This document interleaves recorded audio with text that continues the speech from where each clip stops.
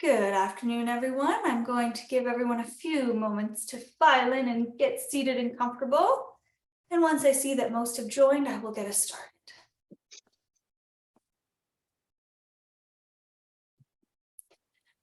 Perfect. Alrighty, so good afternoon, and thank you for joining us today for the Road to Color Consistency. I am your host, Jahalis Newbound, Digital Media Coordinator at Annex Business Media. Today, I am delighted to welcome the audience of Print Action Magazine to our 60-minute webinar brought to you by Fujifilm. Fujifilm Canada Incorporated Graphic Systems Division is a global solution provider in multiple segments for the printing industry, including commercial and industrial. Fujifilm is an industry leader on color knowledge and leverages its 85 years experience in imaging and has a proven commitment to investments in R&D, infrastructure, and skilled segments experts, supplying print service providers the best products and consultative solutions to consistently help to improve business operations. Solutions include equipment and consumables, as well as workflow, color management, and consultant services. Before I introduce our speakers this afternoon, I'd like to go over a few housekeeping items. As always, this webinar is being recorded, and a link to the recording will be sent out in 24 hours. Questions for our speakers are welcome and can be submitted through the Q&A function at the bottom of your screen. If you run into any technical difficulties, please also let me know through the Q&A so that I might assist you. Without further ado, I'd like to welcome our two speakers. Angus Pady has worked in the printing industry for over 25 years and is a G7 certified expert. He has worked with thousands of customers across Canada, helping with the implementation of color management technology and strategies. Our second speaker is Patrice Paquette. Patrice has worked in the printing world since 1987 and has been entirely devoted to color management since 1998. For the last 20 years, he's been dedicated to Fujifilm Canada.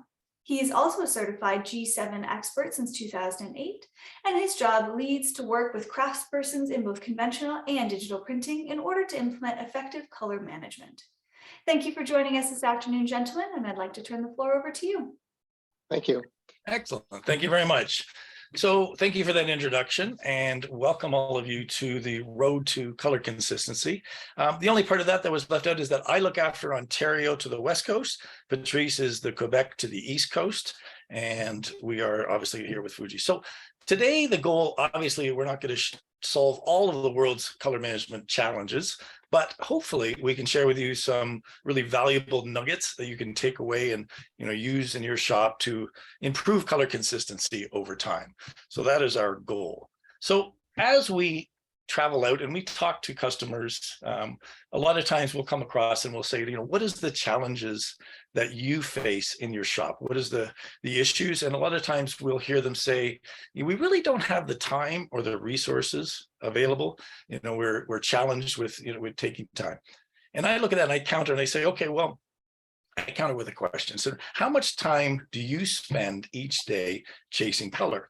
So if we can put a number on that amount of time, most of the shops, I would say conservatively, would say they're by probably 20 or 30 minutes a day that they're spending on color challenges. If you're in the 5-minute range, then you're doing really well. Your shop is a shop that is probably doing good in color matching. But if your shop is on the 30 to 35 or 40-minute range, then you may want to take a look at that and you may want to decide, okay, how much is that time costing you? Okay, so let's take a little bit of a look at that. If you're a shop that's doing $1 million in sales, okay, that means you're doing approximately $4,000 in sales a day, okay? So if you run one shift and in 30 minutes, you are probably, so if you run one shift a day, then that 30 minutes of not selling, then you're losing out on approximately, I don't know, say $500, would you say? Now, if you multiply that $500 by 249 days a year, there's a potential that your shop is losing out on $125,000 in sales, right? That's a pretty big number. So if you take that now and you think, okay, now our shop is, not printing for 30 minutes a day, what is the value of that? What is the number that you can put on that time, right? Once you put a number on that, then you start to be able to sort of think, okay, is there a ROI on being able to implement color management? If we could take that time and cut it down by half, let's say, right? So now you're looking at maybe a $70,000 savings in gross revenue, right? So if you don't know what your shop is doing on the floor in terms of how much time that they stop to do color adjustments, go through maybe trying to match a proof, or trying to get color up to speed on the press, if you're not aware of what that number is, go ahead and ask the guys on the floor, say, how much time do you spend not printing? How much time is it that you are stopping production and not able to produce printing? And try to get a feeling of what that number is. That is really where we want to start, because we want to take that number and reduce it down to a very, as low a number as possible, right? That's the goal of a color management system, is to be able to make things just pass through without stopping, right? Without having the pauses that's in there. Statistically, the majority of print shops, and in our evaluation, probably 60% or more of print shops are looking to implement a color management strategy. So there's certainly a desire there. It's just, how do we start and how do we get involved in this, right? That's usually the first challenge. So the goal of this seminar, as we said, is not to solve all the problems, but really to give you some nuggets, to sort of show you what are some simple and effective ways that we could implement some color management tools, right? Because we want it to be simple, we want it to be fast, and most effectively, we want it to be something that you can make that ROI on. So coming back to that 30 minutes, can we reduce that down by half or less? Okay. And Angus, I can add that the key word is simplicity, to make it simple, because otherwise sometimes it can be pretty much complicated. But at this time, the key word is simplicity that we're looking for. Absolutely, that's very true. So in the past, our graphic arts industry has been a very subjective based evaluation. We all know the scenario where we're looking at a proof and we have three people who are, looking over the proof, and three people are going to give you three different evaluations. And a visual assessment, it's been our tradition in this graphic arts and sort of artisan type of an environment, but we need to move to a more print manufacturing, a more metric based, a more data driven, sort of scientific based manufacturing, mindset, right? We can't retain what we printed a week ago. We can't remember, the color match that we printed 3 days ago. But if we have data, if we're collecting data and we're saving that in something we're going to show you over time here, then we get an ability to compare and trend and see what's happening over time. So the goal of color management we're seeing now is to move into a more data-driven, more scientific, and even in some cases, a cloud-based solution. Okay, so no measurements, it means no control. So that's very, very important, is to have that control, and the control comes through measurements.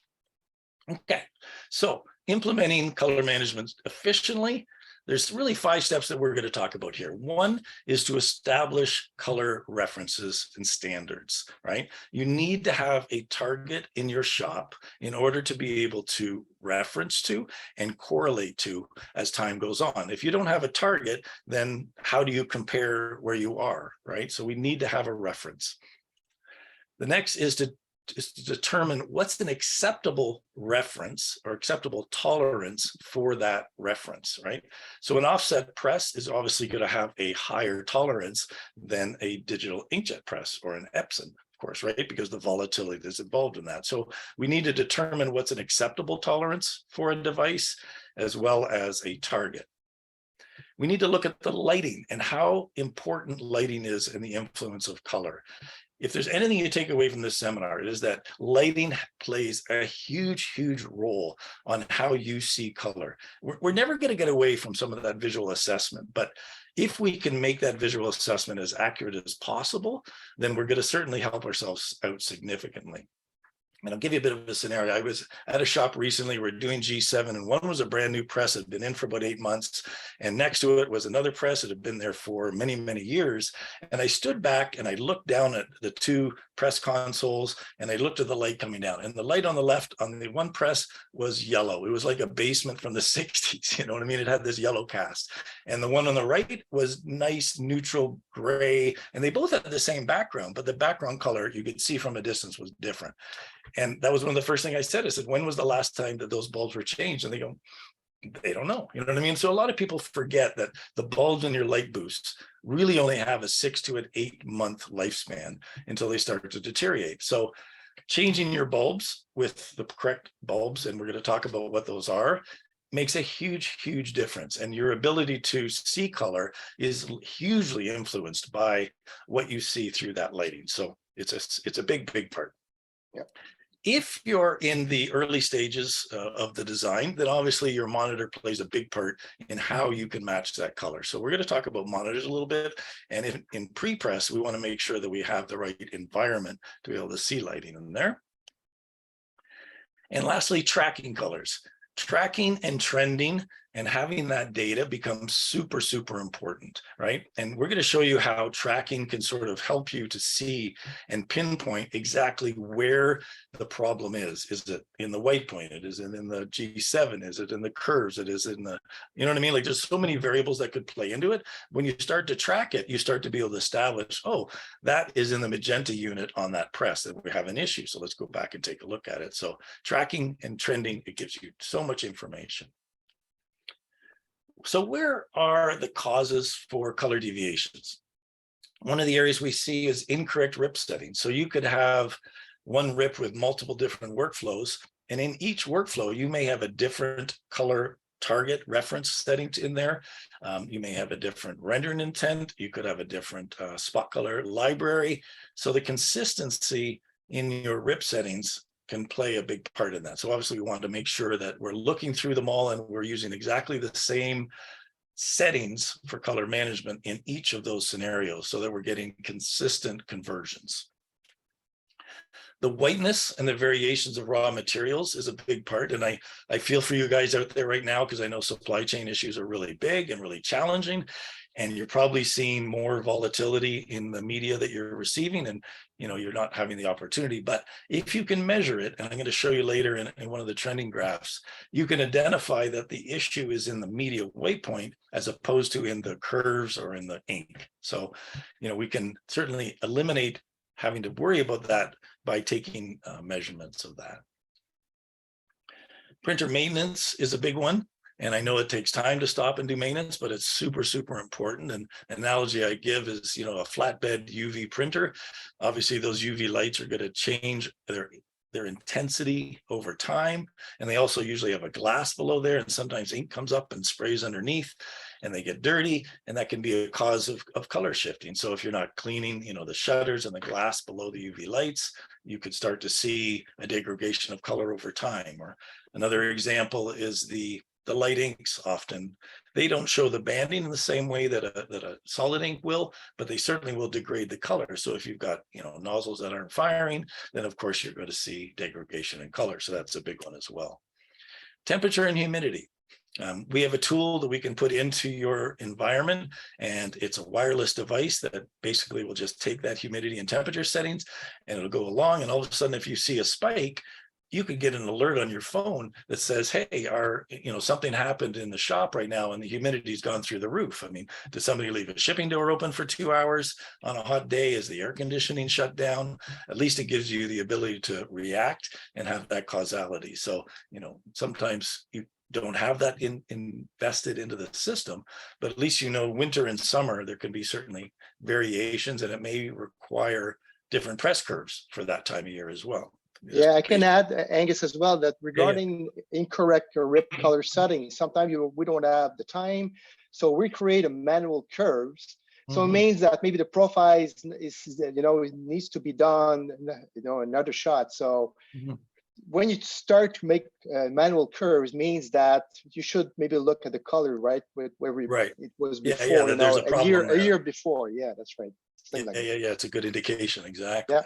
Yeah. So color references or targets, we said at the beginning, we need to have a target in it which we're trying to achieve. We need to make sure that we have the same one, but what is a good target? So in North America, we use Grackle. And if you guys are anyone's into acronyms, it's the general requirements for applications of commercial offset lithography. I knew most of you guys probably knew that, but that's what Grackle stands for. I don't know why they make the O small. I've never really understood why that. Maybe it's just aesthetics, but that's just the way it's written. So Grackle 2006, Grackle 2013, that is our North American target for sheet fed printing, right? That's our sort of the best of the best. And it's actually a very accurate standard that we can achieve, as opposed to previously, I think we had US sheet fed coded, which my understanding, it was taken from a proof, that it was just measured from a proof, and that became our reference. So the Grackle standard is built off of numerous press runs, and it has then been smoothed and optimized so that it's a great standard. So it's our target in North America. And Europe, they tend to favor more the FOGRA and the ISO, but they all point to the ISO 12647-2. So some people on the weekend might want to read a Robert Ludlum novel. I tend to read these things, and Patrice probably too. We tend to get ourselves into reading these. So this is worth the purchase. It's an ISO certification documentation that takes you through a lot of this stuff, and it's not terribly expensive, but it's certainly worthwhile if you're interested in learning more about the process control and targets and the whole thing. That it's a good one to go through. What we don't want to be loading is smaller gamut profiles for a gamut that we're trying to achieve, like Grackle. So, for example, Onyx by default will load the US web coded swap as the input profile, versus we're trying to achieve Grackle. So I always change it when I come across that, but that's where we come across those, what I call sort of incorrect RIP settings, and that may not be the most accurate. And the reason being is the gamut itself is smaller than what we're trying to achieve. So we have, the cluster in the middle there is that grouping that I said, which is the FOGRA and the ISO and the Grackle. The inside one that is green is the swap, which we don't want to reduce the gamut of our device if we have the ability to achieve Grackle. So we want to make sure that we're harmonizing those settings on all of the RIPs and achieving the best that we can. Some devices, we have new printing conditions now that can achieve more than Grackle. So if that's the end of the line for that device and it's going to be what's going to be presented to the customer, you might want to use something like a CRPC 7, which is what we call extra large gamut. It's a larger gamut than is bigger than Grackle. So you give a little extra oomph and punch to that. And it's still a CMYK color reference. Yeah, exactly. That's a good point, because there is the ECG stuff that it offers, the orange and green. It's still a CMYK kind of enhancement of that. Yep. So printer versus reference. Printing system deviations often come across. So let's talk about that. So here we have Grackle as our target, right? But all of our devices in the shop, they're all as close as we can get them to the target, right? That's great. I mean, we want to try to get them as close as we can to that stick in the ground that we talked about, right? But the challenge comes in when we try to measure between devices. So a lot of times people will say, well, I'm matching to Grackle at 3 delta E and my other one is at 2.5 delta E. But when you add them up, you're past we add the two together, they may be not matching each other. So in this situation, the roll to roll and the wide format are an 8 delta E to each other, but they're still matching the target, right? So it's worth evaluating the match to printer as well as the printer to your target to make sure that we're still in the ballpark. And sometimes that can't be fixed. And at other times we can reprofile and look at ways in which we can make that get closer. It might be InQ that's different, or it just then we know, you can tell salespeople, we're not going to run side by side, campaigns on these two devices. It just can't be done. At least you understand that, but it's possible to get them closer. So we talked about what's an acceptable tolerance, and different devices have different tolerances. It's very hard in this visual example to know just how close these two are. I mean, the reds I can see are a little bit darker, the blues are a little bit darker, but it's hard to put a number on that. And that's why we say using a visual evaluation system is really difficult, because it's really hard to put a number on it. And it's obviously extremely hard to duplicate.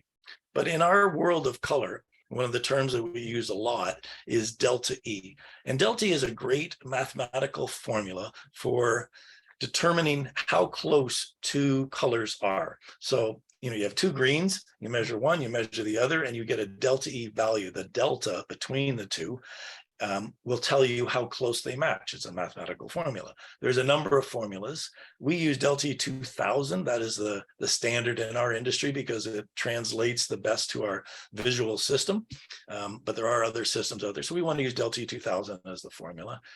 And as a rule, 0 to 1 is really considered a perfect match, right? If you were to get a batch of 0.8, no customer on the planet would be able to complain about that, because it's extremely, extremely close. Like, some people can't even see the difference, versus getting up into the 2s and 3s. Now we can visually side by side see a difference.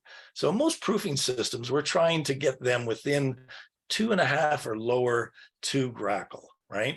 Because we're not really, that's the ultimate goal, is to try to get down as low as possible. So a proofing system, we're looking at 2.5, but a printing system like an offset press, it has modulations. It has a lot of different variabilities, and you'd be lucky to keep an offset press, below a 3.5 or a 4, right? Especially if you've got multiple builds. If you've got a 3-color gray, maintaining that through the press run, you're going to see modulation. If you have a single spot color in a unit, then you may be able to maintain that spot color, maybe below a 2.5, but multiple builds on a presser are certainly going to be challenging. So in the next slide, this is an evaluation of 200 samples, and these samples are taken at intervals. So this is a long press run on an offset press.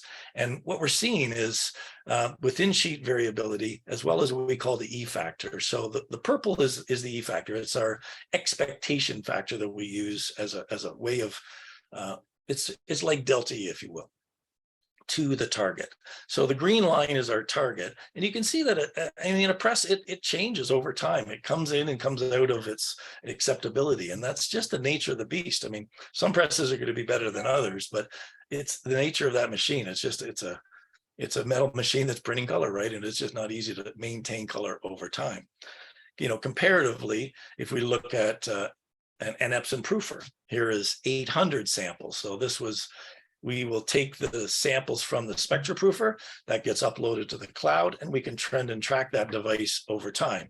And here our target is a 3, and this device averaged a 2.1. You can sort of see in the upper left-hand corner next to coded is our achievement, right? Is what we're doing. So that's pretty good. This device is maintaining, a pretty solid, consistency over time. If it started to drift above that, consistently above the green line, then we know it's time to recalibrate that device to bring it back into an acceptable level, right? So that's the beauty of this is, we get the odd spike above, which is really could be, a nozzle out or some issue. Yeah, Sorry, regarding this slide, Angus, did you see the delta E, or the E factor is 3, which is, as a rule of thumb, that's normal for a proofing system. So because this is our master file, master proof, so we will rely on this proof. So for the rest, for the remains of the printing system. Absolutely. Yeah. Absolutely. So that's an Epson proofer. The new age of printing now, we're looking at the inkjet presses. The big manufacturers all have them. We're not here to do a sales job, but I'm just sort of showing you the stability of the new inkjet presses now is absolutely crazy. I mean, this is like down at a 1.1. I don't know why we had a pass of a 5, because we could probably put this down at a 2.5, but this one is trending at a 1.1. So we're moving in a new direction, and it's really interesting to watch some of these.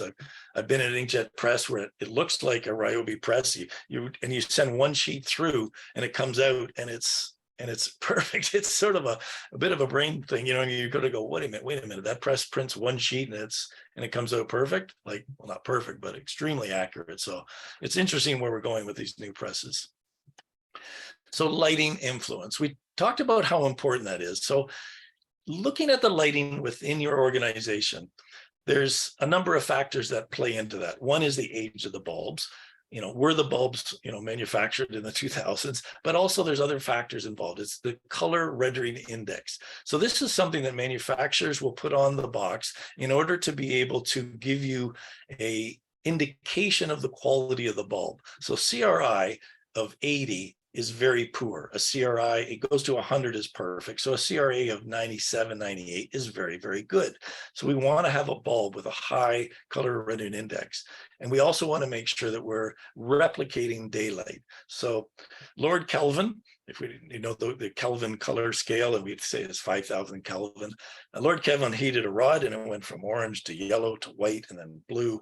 That white component, for some reason, is where we see light has the least amount of influence, color influence. It's daylight. So if you think about, if you can't get a color match under something, sometimes go to a window, where, you can get daylight coming in and evaluate it there, because daylight, 5,000 Kelvin is trying to replicate a cloudy day at noon. That's sort of the analogy, if you will. So, take it outside and look at it. I've been in shops where I don't trust the color and I go out the back door and I look at it, I go, okay, it's okay. You know what I mean? I can get a comparison to that. So daylight is our goal. We're trying to replicate that in a light booth. So let's look at an indication of what the bulbs would cost and really what you're going to get out of it. So ISO 3664 is a new certification, relatively new, that creates a stricter set of tolerances for our bulbs. So an ISO 3664 bulb is going to be more expensive than a generic bulb for sure, because it has to pass that certification. But you're going to know that it has a higher tolerance for color fidelity, right? Previously, we're using an ANSI tolerance. Now we're using the new ISO tolerance, which is tighter, but it's also taking into account the optical brighteners that we're finding in paper. So a lot more papers today are a blue-white paper. That's why Grackle 2013 was introduced, is to handle this flood of papers that are sort of a blue-white and sort of the fluorescence that they have to deal with. So the new bulbs tend to deal with that better. And this is really interesting. So a $5 bulb, what we did is we did looked at the wavelength and we took a snapshot of the color spectrum. So you can see the peaks and the valleys, right, of that bulb, of how it's going to render color. And the green line is our target on the bottom. If we look at a $40 bulb, again, it's not perfect, but it's substantially better. Now, if you look at the bottom where our color rendering index is where we want to be, we're much closer on a lot of those colors than we are on the bulb on the left. So I'll show you another slide which shows that. And this one shows it really well. Again, the bottom is 100 is the CRI is the top. So you can see the spikes up and down along the bottom graph. The ones that come near the top are going to be colors that are replicated accurately. The ones that are low, and some of them, you may not be able to see this, are down around 50 or 45%. So some of them are significantly being degraded due to the light. And this shows you what colors are not going to be reproduced accurately, right? Versus on a bulb that is, been ISO certified, is purchased from just GTI or just Normlich for the bulb. Yes, you're paying more for the bulb. You're not buying it at Home Depot. You're getting a bulb from the manufacturer, but the quality of that, the CRI, the color rendering index, is what we need to be able to evaluate color, right? It's super, super important. And this really shows the story, how the two bulbs really, how different they are and what happens. Can your monitor accurately represent what's happening on the print? In pre-press, I can respect that a lot of jobs this pass through, so we might not be doing so much, monitor evaluation. But if you do have the need to do that, then we're going to need to set up a monitor that has the capability of being calibrated. We'll explain that in a sec, as well as it's not in a bright room. So, you can purchase an LG or a BenQ or any of these kind of, not so much BenQ, but a lot of the lower end monitors from HP or ASO or Asus for around $250. And they look nice, but they have very poor color evenness, right? From side to side, you're going to see major differences and very minimal calibration capabilities versus a higher end monitor from ISO or the NEC SpectraView, and even the BenQ has a calibratable monitor. because it's hardware calibration, because you're able to calibrate the red, green, and blue guns individually, and the software takes control of the monitor to adjust those red, green, and blue guns to get the color temperature, as opposed to the software lookup table doing it on top, you're getting a much, much more accurate representation. And I recently came across a Dell monitor, and probably there are other ones, that right at the bottom had a little calibrator that popped up and right at the base, and it would calibrate the monitor at a specified interval in time and then go back down. So you could set it for 2 in the morning, every 30 days, it would wake up the monitor, it would warm it up for 30 minutes, it would take the measurements and do the calibration, and the little piece would go down and hide again, and it would then be calibrated. So, it's pretty cool. Some of the self-calibrating monitors, I know that ISO also has one of those. So, but they're not cheap, but they're certainly worth it if you're doing, high-end color representation. Yeah, just a small test you can do is just to put on Photoshop, for example, just to generate a very light gray, just to fill all the screen. You'll see that the evenness of the color will shift from one corner to another. So without having a colorimeter or whatever to measure, it's a good evaluation. It speaks by itself. Yeah. Cool. Good idea.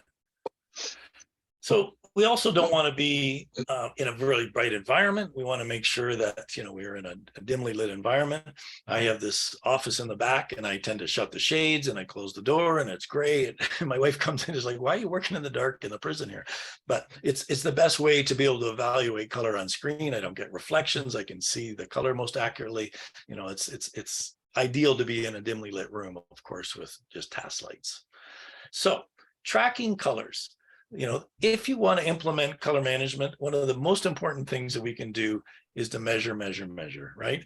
Once we start collecting that data, then we start to be able to make really informed decisions and be able to see when and where and why. We get what I call causality, right? We get to be able to see what's happening and why. We talked about the white point, and we're going to show a little sample of that in a second. But if you can't measure it, you can't control it. That's really our motto on this type of stuff. When it comes to your tires and the PSI, obviously you get the warning indicator. You're not going to just do it by eye. You're not going to pump up your tires and think, well, that looks good. You're going to measure it. You need to have a measurement in order to have the conformance to the standard, right? And we all know that X PSI is going to be what the tire manufacturer recommends. So it's a simple analogy, but you get the idea. Here you can see this is the tracking and trending of the device. And what's really interesting is that the gray line is our color, the blue line is within sheet uniformity, and the gray line is the white point. So in this case, we had the wrong media used in this printer, and it was failing on the color, because now all of a sudden the fifth color, being white, is influencing what's happening to the color, and we're getting a fail. So after 10 or 15 measurements, they see this problem. They say, wait a minute, let's go back and check. We correct it, and now we're starting to trend downward. And after a couple of tests, we're starting to get this printer back into its normal conformance, right? So if we hadn't done this, maybe we would have looked at it and thought, well, is this an issue with the curves, issue with the profile? We could have chased our tail for a long time. At the end of the day, it was really easy to see that the media was the issue. So that's why I say when tracking colors, you're able to very quickly, get an idea, what's happening, where the problem is, if you will. Yeah, and sometimes maybe just a recalibration, just enough, to bring back where it was to the original state. Yeah, exactly. So here's an example of a customer where we had 5 canvas printers. They print all day, every day. They've got an online, customers submit their images, and they were saying, we're starting to see volatility. At some point, we're getting, bad color, but we don't know when it happens, right? We're not sure at what point there's a problem. Customer calls us and says, it doesn't look right. My grandmother looks too red, or whatever you have, right? So they get rejects. So we went in and we implemented a daily procedure. So every morning they print this target out. It's in the RIP. So all they have to do is go print. They don't have to submit it. It's local at the RIP level. And they give it 10 minutes, and then they come over to the I10. They cut it on the line. You'll see here that it's a template that needs to be cut a certain way so that it fits on the I10 at a certain spot. Let me just start this for you. And he measures the barcode.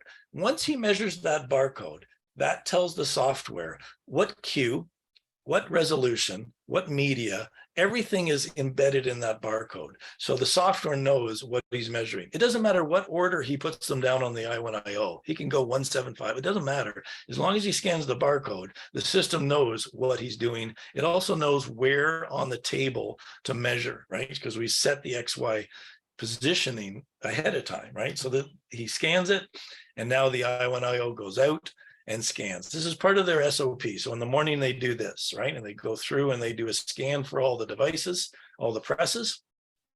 This takes him about 30 minutes in the morning. And this is part of his morning startup. And now we're back in the software, and you can see he's received a pass. That's all he cares about. If he gets a green checkbox, then he can continue his day. He continues on printing, and he doesn't care about anything else. This individual is not a color management expert. He doesn't need color management skill. He's a print operator, and not to diminish that, but I'm just saying he doesn't need to understand other than a green checkbox, right? As long as he gets a green check, then he can continue on and print for the day. If he gets a fail, the SOP says we need to go back, check the media is loaded properly, make sure that there's no nozzle issues or deflections in the nozzles, and run a nozzle print pattern and reprint it. If he gets a fail again, then that printer is decommissioned for that moment, and he calls management to come in. They then look at it and decide, do they have to do a new profile on that device, which is a 45-minute process through the rip that they're running. It's pretty quick. You print it, you measure it, you reload it. It brings them back to the baseline.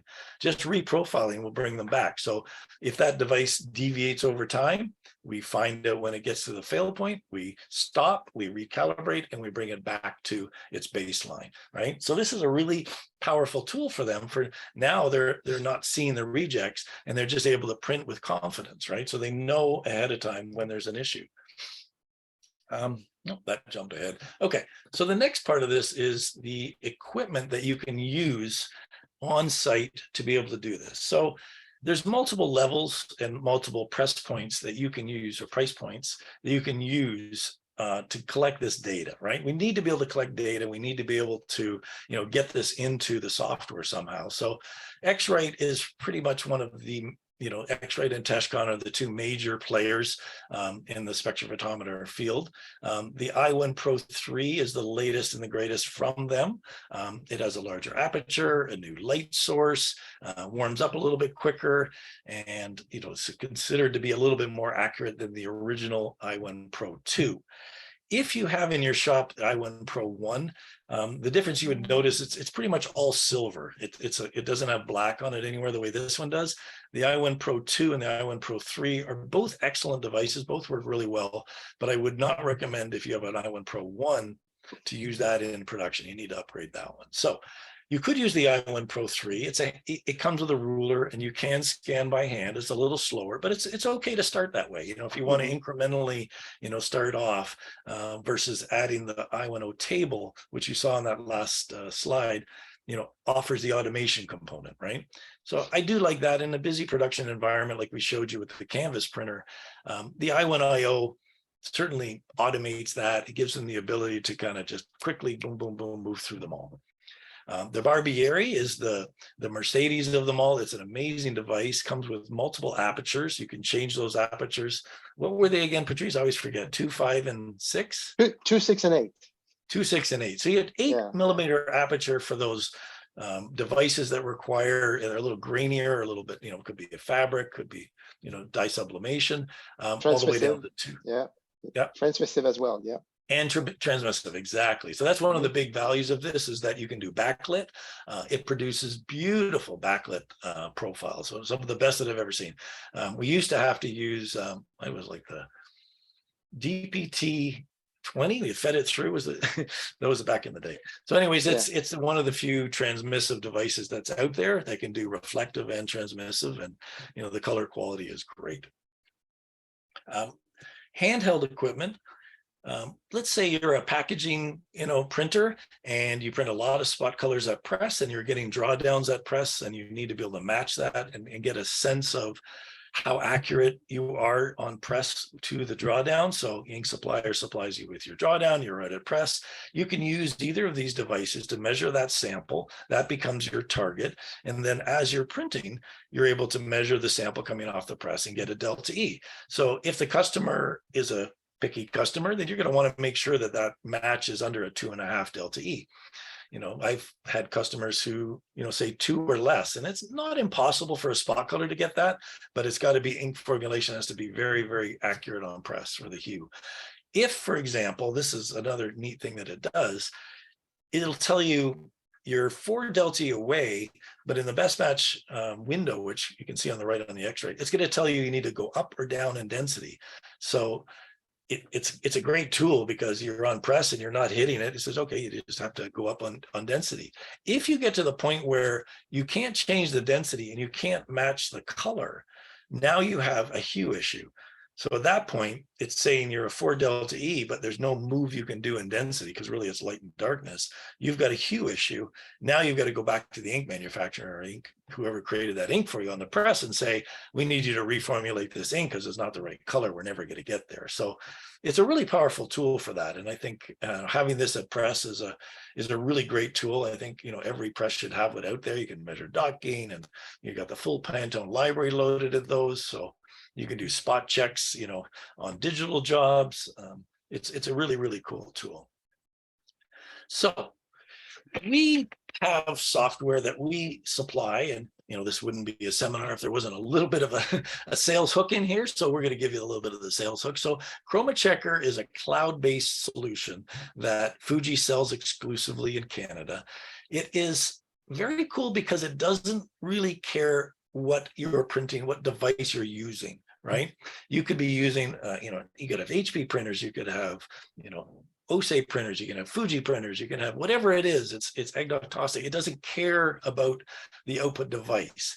And it also works with, it has, an ability to capture from pretty much every device. So like I said, the Spectra Proofer we can collect info from, a lot of the closed loop color scanning systems we can capture color for and upload that to the cloud.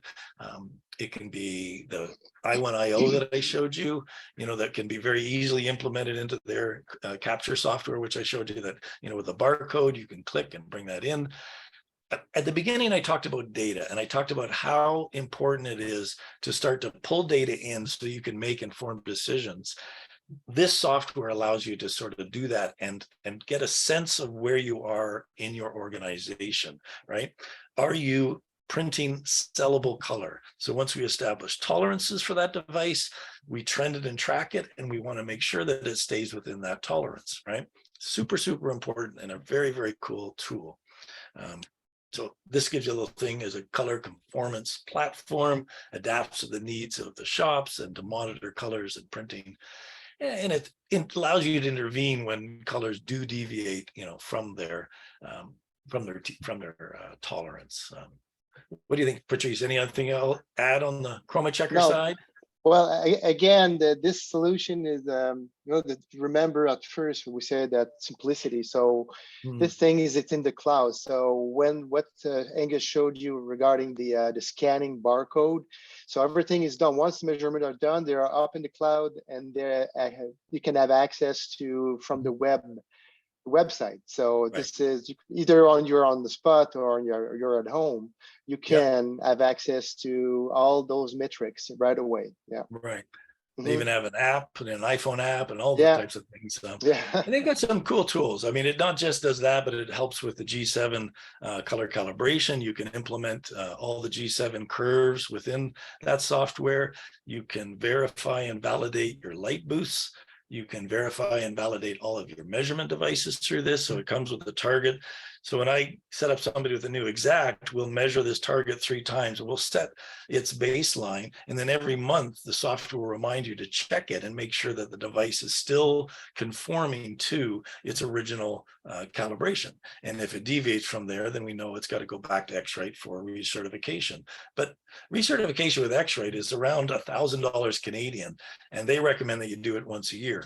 If your company demands that, then great, go ahead and do that. But if you can use this program to validate that the device hasn't drifted, you could go on for a long time without having to send it in until it does deviate, right? So Yeah. it could save you a little bit of money that way.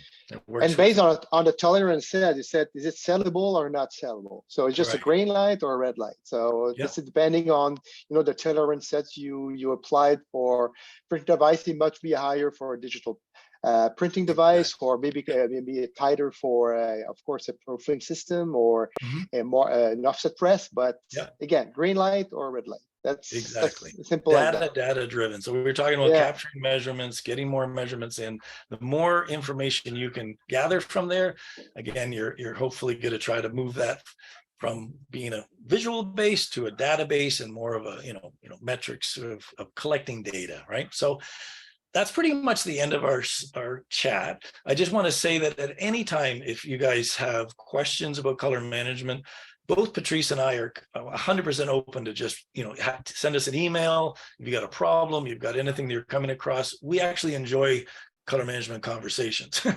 You know what I mean? It's sort of what we do, and we thrive on those challenges. So if you guys have a challenge in-house, we're going to get you our contact information by the end of this.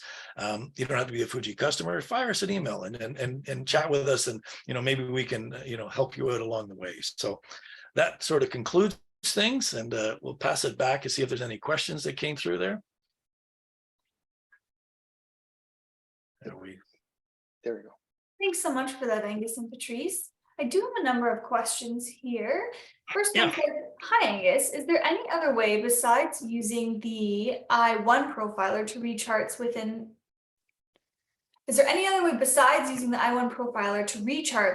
I1 ISIS? Is there any way to very particular and a little bit flaky? Yeah. I mean, there used to be a program called Colorport. I don't know if it's still around anymore. I mean, I1 is you don't have to purchase the full building the profile. You can download the software for free, I1 Profiler, and you can measure charts with that.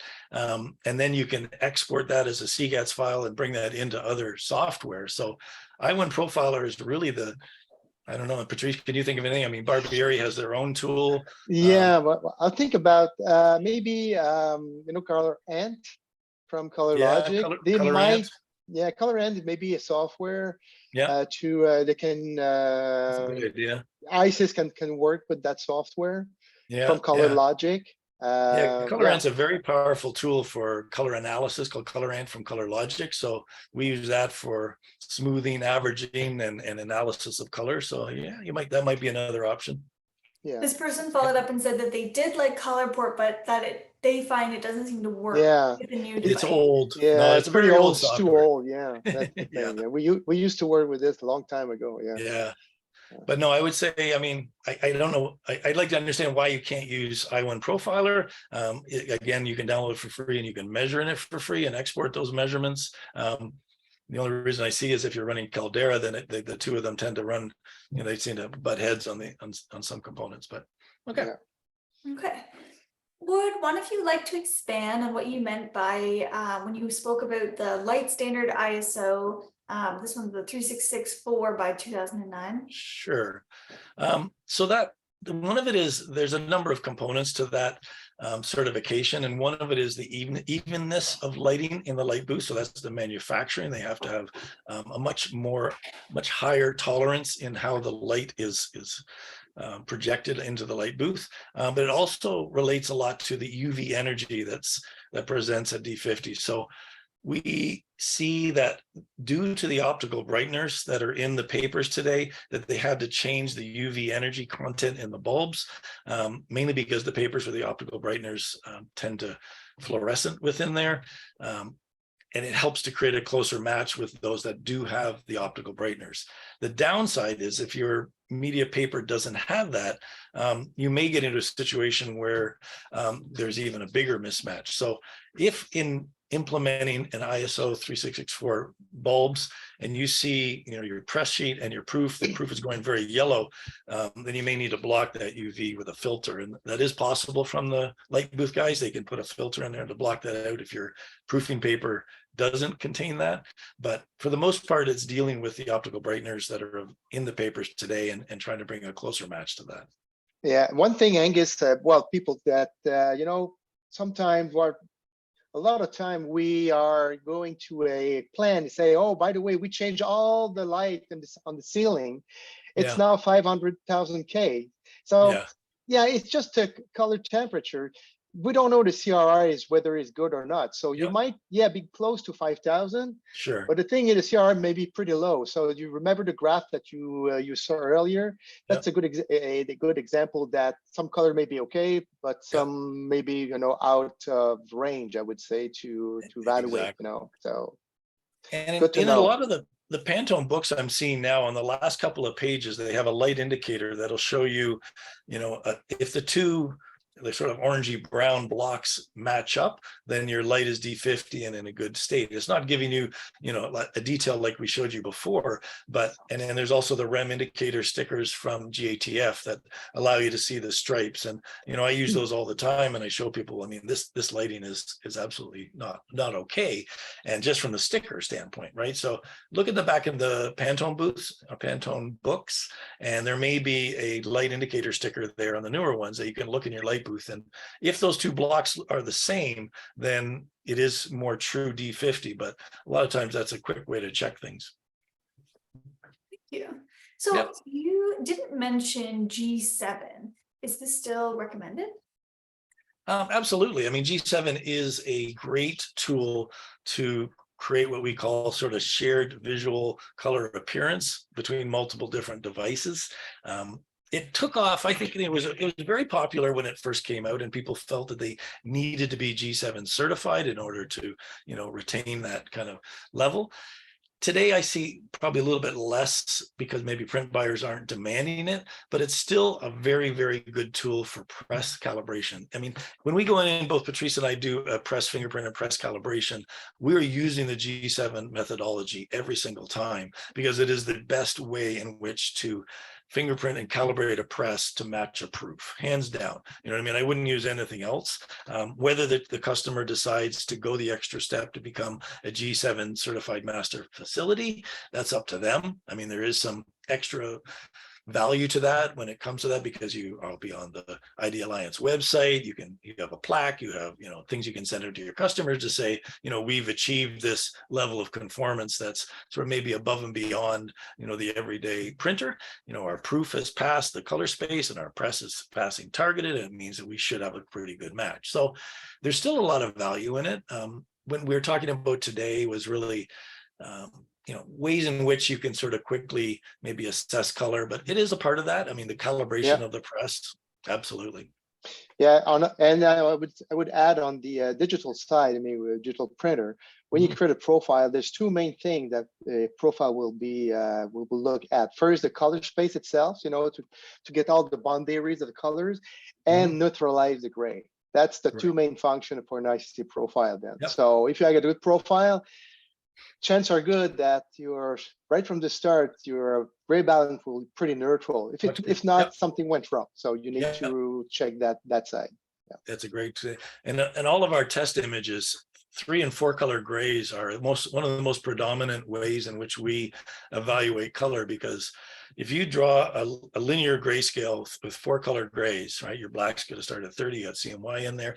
If you have a nice neutral gray from start to finish, nice, even, smooth gradations, I'm going to say 99% of your profile is done. Right. I mean, the gamut and some of those other things are part of it, but that in itself is one of the best indicators of good color profiling is neutral gray, right? And you want to view that in obviously good lighting so that you're not seeing any bias of the lights. But for me, when I'm evaluating what we've done on press, I first go to my gray balance charts and I look at those and I see, okay, I've got a nice, smooth, even gradation. There's no bumps in there, and it's neutral gray going right through. Because back in the days of photography, we used neutral gray as the baseline with which we were able to calibrate or set our press pictures up, right? Same with scanning. The scanner operators, which I was for a while, we would use neutral gray as our baseline to correct images. So it's still a very important metric. Yeah. So you mentioned early in the presentation to do a color comparison between your shop printers to determine the true delta E difference between them. What's the easiest way to do that? What's the easiest way to do a comparison, a delta between in your shop printers? Is that the question? Yep. Okay. Well, you need to measure that. You need a tool like a Teshcon or an X-Rite. You need to be able to measure the two side by side. One becomes your standard, one becomes your comparison sample, and you get a delta E value for that. Do I have my I1 here? I won't get into it now, but it's a pretty simple process. You take a sample and you do a comparison, and it'll tell you, the delta E value between the two. That's where the Exact and the Teshcon and SpectroScan are invaluable tools to be able to do those spot measurements, at any time. It is possible, I think, with the I1, but you're tethered to a computer, and it's a more cumbersome. You need software to interpret that information, and then maybe you take the LEB and you put them in, Bloomberg's website, to get it at a delta E value. But it can be done other ways. Excellent. Yeah. What is the recommendation for monitor calibration? Well, there are defaults within the software. And one thing is to note, X-Rite sold their monitor calibration division to Calibrate. So the I1 display and the Passport and all of those sort of what I call pro-consumer tools, X-Rite no longer sells. They've been passed on to a company called Calibrate, C-A-L-I, Brite, B-R-I-T-E. They're now the distributor of that product. So they put their name on their product and they take it over. Within that software, you're going to have options for presets, if you will, for calibration. So you could have, photography, you could have printing and press, and all of those. So within each of those, you're going to have gamma, you're going to have white point, and you're going to have luminance. The luminance is one of the most important ones. Yeah. And today's monitors are out of the box, probably 200 plus lux, right? They're super, super bright. Unfortunately, there's no paper on the planet that can print that brightly. So we have to dumb down the luminance, usually to 160. Some people might go as low as 140. So we set our luminance to a value. We adjust our red, green, and blue guns. This is done through the software to a color temperature. I tend to pick 6,000 Kelvin. That's been my go-to for monitor calibration, because unless it's a super high-end monitor, I find personally 5,000 Kelvin on the monitor visually looks too yellow to me. Even though we're trying to target 5,000, I find a disconnect. You can experiment with it. You can do a 5,000 Kelvin calibration and look at a piece of paper that is your press sheet, just a white sheet, and do an evaluation that way and see if the weight point on the two match up. But my experience has been that 6,000 is a pretty good color temperature. Yeah, 5,000 is more on a peaky side compared to a piece of paper. So 5,500 to 6,000 is good, and close. And let's say for an ambient light environment, let's say 160 candela per square meters, not more than that. Otherwise, you're gonna it gets your eyes. You're really, weak after. But a lot of these softwares will have presets that I would start with and use that preset, and then they'll have an advanced option to be able to go in and do a little bit more. And, do you go in and go into the menu of the on-screen display and make changes to the red, green, and blue guns manually, or does the software allow you to make those changes automatically? It's great when it's kind of a bundled solution like the NEC SpectraView. BenQ has their software, which takes control of the monitor. NEC and some of these other ones are, and ISO, of course, as well, will control the full calibration process. So all you need to do is just hang the puck and push the button and come back 20 minutes later. Excellent. Well, we do have just a few minutes left of our presentation today, so I was wondering if Angus, you would like to leave our audience today with any single pieces of advice or the biggest takeaway that you would like them to have from your presentation today. Sure. So having a measurement device on site to be able to equate color differences, to take the subjectivity away from the process. We've had some, large, wide format, grand format printers, for example, who have been using subjective analysis, and they'd run out a spot color chart, and then everyone would come around and try and say which one is closer. And then I would go, okay, let me take my Exact out and do a comparison. And I go click, click, click, click, click, click, click. That is the closest one. That is definitively the closest one to the Pantone. And we've got 40 samples. That took me all of 45 seconds. Being able to measure and get a definitive value for color matching is super helpful, because in this situation, we had the salesman there and he had his input. We had the press operator, he had his input, and we spent 20 minutes, everybody going back and forth doing stuff. When I did that, I said, it's a no-brainer. That is the closest one. Everyone stopped. Okay, on to the next. You know what I mean? Like, measurement-based information is super powerful and takes the subjectivity out of it. And a handheld device, again, I talked about 30 minutes and what does that time cost you? They spent 30 minutes just sitting around trying to decide on that. And this is a shop that does, $4 to $5 million a year. So what is that 30 minutes costing them? That's a lot of money. So they pay for that device in 6 months through, just saving that time. So get measuring, think about what is a device that you can use. There's lots of online tutorials on how to use those devices. If not, I've got videos that I can share with you, and we're happy to help you any way we can. Well, yeah. So we were at the graphic arts, and now we're to go towards print manufacturing. That's the goal. Yeah. That's the goal. Exactly. Yeah. And look at us, 3 o'clock. We did good. Perfect timing. So it does look like we have reached the end of our session today. I want to say thank you to all those who took time out of their busy schedules to join us this afternoon for our webinar. I want to thank, of course, Angus and Patrice for their excellent and informative discussion. And thank you to Fujifilm, without whom today's webinar would not have been possible. If you did tune in late this afternoon, it has been recorded, and a link to the recording will be sent to you along with some contact information for Patrice and Angus should you wish to reach out in 24 hours. I hope you all took some great information from today's webinar. Once again, I'm your host, Chehalis Newbound, and I wish you a safe and productive rest of your day.